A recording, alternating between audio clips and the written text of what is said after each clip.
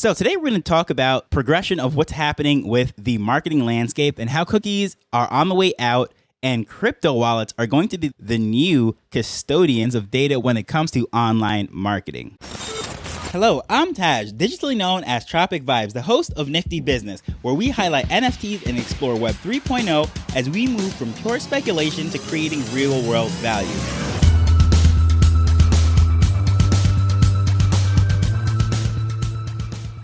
So before you can appreciate all these different things that I'm speaking about, I have to go into a brief history of how all this worked way before we got into online marketing.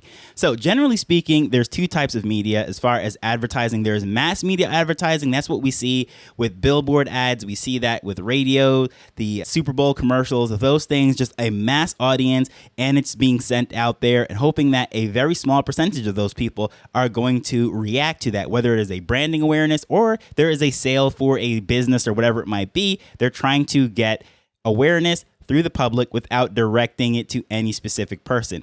Now, the contrast of that is the area that I really fell in love with, which is direct response marketing. Infomercials, calling the numbers, emails, and that is the world of newsletters, and you have to come across the name of Dan Kennedy. If you haven't, I recommend you go down that rabbit hole and really research all this cool stuff that happens in this world. But direct response marketing, unlike mass media marketing, has a direct return. You can see exactly how much is spent, how they responded to it, and you can rinse and repeat. You can make adjustments where needed. So it is completely different than a mass media marketing because it is very hard to track how effective a Super Bowl ad is for, let's say, a Budweiser or a Pepsi, as opposed to how effective is an ad to join my newsletter or buy this particular product that I have. And you can just test it all out. You can see exactly what it costs per acquisition of a customer and so forth. And that's why direct response marketing is very beautiful, especially for small businesses that don't have the budgets of a Toyota, a Ford, Visa, MasterCard, American Express, those companies. We're talking about independent solopreneurs, if you will, that have the ability to use this technology to do direct response marketing in an easy way that is far better and more effective than it was to send out letters in the olden days. Now, the rise of social media offered both. You had the mass media marketing and you also had the direct response marketing.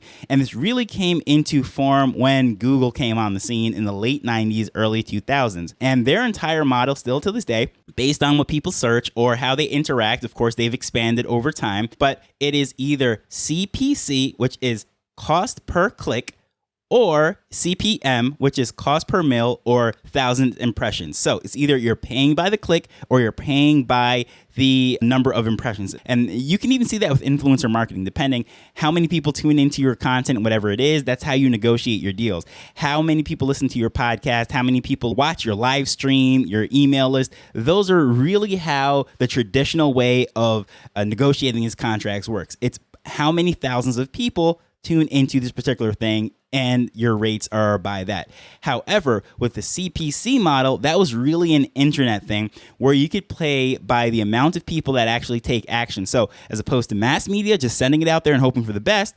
CPC allows you to actually track what you're spending, how many people are interacting with it, and how many people are actually coming to your website. So very interesting there. When I first got into this world was back when I was in college. This is right when social media was really taking off and what have you. And I had this company called Fly As I, and I was doing Caribbean clothing, advertising, working with all these different designers and so forth, even VP Records, which brought you all the great, I would say, dance hall and soca artists that from the Caribbean within the last, I would say, 25, 30 years. But as far as with this whole thing, I was selling these t-shirts and I realized that there were two options. You can start your budget with a 1 penny click or whatever it might be. But I realized about 5 to 10 cents is what I could get a click for using Facebook at the time. Or I could run $5 worth of CPM, which is paying by the thousands of impressions. And believe it or not, most people would think that I would have done better paying 5 cents, 3 cents, 10 cents, whatever it is to get the click to bring someone to my website. But it was able to target specific people that were interested in specific music artists. And of course, I said this was Caribbean reggae dancehall clothing. So how I was doing this was I was running CPM ads to anyone that was interested in Sean Paul, Elephant Man, and all those artists that were taking mainstream popularity around the world with reggae. at that time, right? Dancehall artists all over the place. And that's how I was running my ads. So I was finding with $5, I could easily get a 15 to 20x return. Now, a smart person in my 30s, as I am now, I say I'm a smart person as if, I have arrived. I really haven't. But if I had the sense in my head that I have now, I would have said, if I'm getting a 15 or 20x return, figure out whatever I can do to dump as much money into these ads as possible. But guess what I did? At that time, I was thinking, well, I have a limited credit card, I have a limited funds and so forth, and it's going to take a few days before those sales actually settle into my bank account anyways, so I don't know how I'm going to pay for those ads up front. But smart self now, quote unquote, I would have figured out however to just get that money and pour as much on that up front as I possibly could, knowing that within a week or two, those funds would be in. I'd be able to pay off the ads, pay off whatever credit that I borrowed from whoever it was, and just keep doing that. Because what does a marketer do? Keep pouring money on it until it stops being profitable. But anyways, going to this whole thing, now in 2008, Sheryl Sandberg came over from Google's advertising division and went over to Facebook. That is when you start to see all of that data being collected, cookies and tags. So you'd notice that a marketer would put up something, you'd watch their video on Facebook, and then you'd be followed all over the internet. That's because they were using something called a pixel. A pixel was just basically a tag that was put into your browser when you interact with that content, and then it would follow you around all over the place. It made it possible for conversion tracking. So not just clicking and saying, okay, all right, well, this is what you're getting paid for, but you could have conversions for specific actions. So let's just say I wanted to track how many people actually made it to my thank you page, meaning they actually signed up for my email list or they made a purchase. Then I can put that as the trigger, if you will. That is what's going to activate this and count this as a conversion. So at that point, marketers were able to figure out, okay, well, what is my cost per acquisition? Meaning that how much am I paying to get a particular customer? Whether that customer means joining my email list or buying something from me, whatever that metric is for that particular company and that marketer, well, they made that decision. And I opened this whole thing about speaking about Dan Kennedy. And well, he has this famous saying that the business that can spend the most money to acquire a customer always wins. Meaning that if you know that, let's say a customer brings you $100 per month, you could say, well, getting them there is going to get me $100 per month. I can work out all the math to figure out what percentage I'm actually converting and so forth. And at that case, you could say, all right, let's just say for simple math, $100 is the profit mark. Like that's the average. I get a customer, I'm going to get $100 per month from them. Well, if that were you, the business owner, would you have an issue paying $10 per customer, $50 per customer? The price of that, getting them up front, is not necessarily a big thing because you know exactly how much you're going to make off of that customer, right? So even paying $100 for somebody to sign up or make that purchase, you'll make that. Why? Because you know $100 per month. So you know you'll break even after the first month and so forth going down. If you're a big business that you know, let's say the lifetime value of that customer, let's say it's $3,000. Well, paying $300 upfront might be worth it for you to acquire that customer because you're going to make 10x over the lifetime. Now, solopreneurs might not have that opportunity to be able to do that, right? That you might not have the runway in your budget to bring on all of that expense. However, big companies do that all the time. They know the lifetime value. Those are like two very big things. So I know I'm going to bridge this all back to Web3, and this is very relevant. So just stick with me.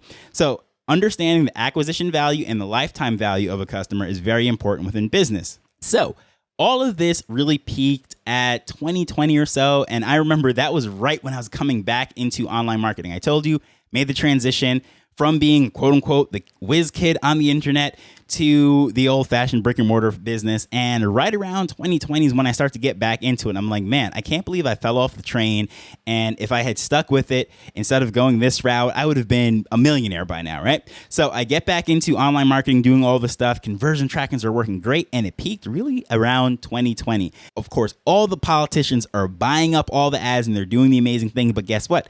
Outside of the US, it was working beautifully, and you could get people to have whatever conversion it is for fractions of the dollar compared to what was happening in the States. So that was a beautiful thing, being in Jamaica and being able to take advantage of that even while politicians were buying up all the ads. But anyways, that came to a crashing halt in 2021 with iOS 14.5 update, when you started to see, do you want to let this app track you outside of the app? Everyone just opted out of that, and that was the end of the party. It made it very hard to figure out who was getting to your landing pages, your thank you pages, and so forth, because everyone was opting out of that. And of course, in 2022, Android followed suit. So by 2023, where we are right now, we just recently had Facebook announce that they are no longer going to offer conversion tracking. So either you're going to pay the old cost per click, or CPM, cost per mil, the 1,000 impressions, or some other method, but the conversion tracking is going away. And Google also announced that they're getting ready to phase that out as well. Why? Because it is just not feasible anymore. It just cannot work. And by 2024, which is just next year, they're predicting that cookies will be gone altogether. So all the websites that are now having you opt into cookies and all that stuff when you go onto it, it's going away. So here's the thing, right? There is always the noble cause. That's the one that's put up in the front, the headline saying, hey, we're doing amazing things. This is what we're doing. And we're championing the people and so forth. But then there is the truth, which is the business cause. And you just follow the profits for that one. And here we have, when that first thing was introduced with iOS 14.5, Apple, the thing that they used to say the reason why they're offering this is because of the Cambridge Analytica leaks with Facebook. By the way, just the other day was a cutoff for anyone that was on Facebook during that time. And there's this huge, massive, multi-$100 million class settlement. So we'll see how that actually turns out. But anywho, so that was the thing that they were using, saying, you know what, they had too many data leaks and so many things over the years that we no longer trust them. We want to give our users this option. However, if they were so concerned about privacy and so forth, why were they doing business in China and allowing them to basically monitor everything that was happening on iPhones within China? That is another topic in itself. But hey, you know what? The reason why they were there, the profits, number one, selling iPhones in China is way more profitable than siding with privacy over there. And then also the fact that Apple also has their advertising division that is growing. If you notice in the App Store and other Apple-based apps, they'll see promotions and ads. Well, they have their same thing that's happening on Apple devices. So, of course, now they're competing directly with Facebook. So this noble cause that they say has business reasons. Of course, you are in the position of being the gatekeeper. You have your device, so Facebook is at your mercy. And in the US, the number one phone happens to be the iPhone. Therefore, Facebook is at the mercy of those users, right? So, of course, once Google did that, so you had basically the two big players, Android and iOS, saying that this is not going to happen anymore. And then all the sites started to drop this saying, oh yeah, we want to have the data secure and we don't want cookies anymore. And well, here's the thing. There is a lot of liability holding the data. Politicians are cracking down on them like left and right, and it's just a serious liability right now. No company wants to have that on their books. So getting rid of cookies, although it makes it harder to track and do all this cool marketing stuff, it takes away the option of lawsuits. So because of that, that is why they're going that route. So again, follow the dollars and you'll figure out with the company. So what's going on here now with Web3? How am I going to land the plane and bridge all of this together, in case you're wondering? Well, this is what I believe is the option for that. It is the wallet. The wallet is what's holding our data. Now, users get to opt into whatever it is that they want to share their information with. So when they connect to a particular website, a DApp, or an exchange, or whatever it might be, they're minting NFTs, anything of that nature, connecting your profile picture to Twitter, you name it, guess what? The user decides to opt in and share that wallet with whatever they're doing in that particular application. So in other words, my profile picture is an NFT. So you can link that NFT to, of course, my Twitter profile and so forth. Most importantly, that wallet, right? So whatever that wallet is doing, what they're connecting to, sharing with NFTs and things that I hold in it, are associated with that Twitter profile. So when it comes to this now, you might be wondering, well, that sounds like an even worse problem. All these things are connected to our financial transactions and things that we're collecting.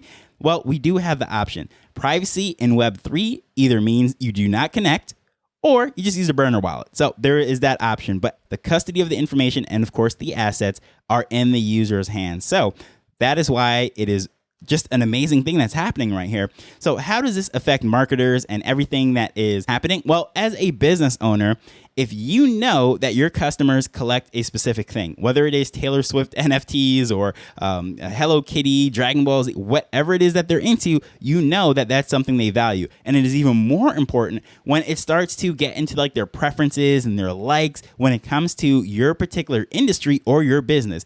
And people vote with their dollars. The most powerful vote anyone can ever make is with their dollar. Why do I say that? Well, every single year you see that. With elections, they go out, they do all these polls, and people lie to them, and it throws off the numbers. It depends on where they're going and all these different things. But when it comes to voting with dollars, businesses start and go out of business every single day. Why? Because a vote with a dollar is by far the most powerful vote a person can make. They'll fill out a survey, they'll say whatever they want to say. Yes, we like this. This is great, so forth. But are you willing to pay for it? If you're not, well, you don't really like it. You don't really think it's that great. So voting with dollar is very important. So when a business can see that you are interacting with this stuff, you're paying for this stuff, you're voting with your dollar, they really know what your preference is. Of course, you're opting in and you're sharing this with them. Now, let's just say I go to something like Starbucks. I'm collecting all of their rewards and so forth. I'm in their ecosystem, looking at their content. They really know. I am a diehard Starbucks fan. 7-Eleven. I go, I make one of those NFT custom digital Slurpees, if you will. I put some crazy concoctions in there and make these weird flavors, but then there's millions of people also making that weird flavor. Well, guess what 7-Eleven is going to start to do? They're going to start to create all sorts of concoctions based on what people are collecting with those NFTs. Why? Because the people have proven that's what they're interested in. So customizing NFTs, doing things of that nature as we progress down this path is going to really help marketers to better serve their customers. And it really reminds me of like email marketing. Email marketing is by far the holy grail of Web 2 marketing. It goes back to Web 1. It's not just Web 2. But when it comes to these social media platforms and everything, you're always at the mercy of them. Same thing with the data. A business that has their data solely relying on what happens with Facebook is at Facebook's mercy. When you have your email list, you have the direct connection to your customer. Well, guess what? That is decentralized, right? That is not reliant on anyone else for your success. And that is what the beautiful thing is with these wallets holding this data. We as consumers can opt into businesses, and we as business owners can also see what information we can use to better serve those people. And I think it's a beautiful thing. And when it comes to this, I am really excited about this. Again, is really bridging my two passions together. Number one, marketing, and number two, everything that we're doing in Web3. And it is a match made in heaven, and I'm so happy for it. That relationship that you have through an email list, that is why I have the Nifty Business Week newsletter. In case you haven't been following, you're not familiar with it, I do have that option. niftybusinessweek.com. You can sign up for that absolutely free. Of course, I highlight the content that I'm creating and producing and so forth, but give you the option to then tune into live recordings. You can do AMAs. You can show up for when I have events and so forth. And of course, you get the inside feed for what I'm thinking, right? So if you haven't signed up for that, it's absolutely free. niftybusinessweek.com. Please feel free to reach out to me. Let me know what your thoughts are on this. But as usual, I just want to thank you for taking time to listen to this as we're learning and building Web3 together. So until next time, later. The Nifty Business Arrow is not investment advice. It provides insights and information within the space. As with anything, please do your own research before making a decision whether you're making an investment or a purchase.